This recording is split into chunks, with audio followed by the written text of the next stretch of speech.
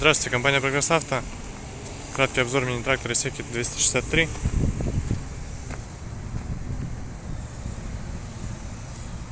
Состояние переднего правого колеса. Передняя левая резина. Видно, что износ небольшой. Присутствуют мельчайшие трещинки. Резина задняя, левая шина. Состояние хорошее, износ средний. Есть, конечно, но тем не менее.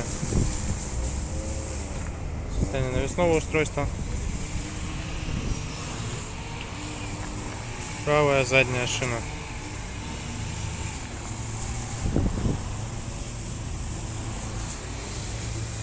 Кабина здесь у нас придумана в Японии. Полукабина, без дверей она. Японские наклейки здесь. В принципе, сделано добротно, то есть солнце не пропускает, понятное дело. Все скручено, все хорошо собрано на болтиках, на гайках. Регулировка положения фреза автозаглубления. Включаемый полный привод. Раздаточная коробка с обозначениями даже уровня понижения. Коробка основная, переключение передач.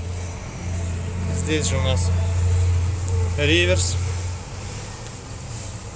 Соответственно, с реверсом трактором пользоваться намного удобнее. Да и в принципе, конечно, количество передач на реверсивном тракторе назад так точно удивляет. Вал отбора мощности 4 передачи, также, я надеюсь, видно их. По наработке 639 моточасов. Такой вот тракторочек. Точно защитит от солнца.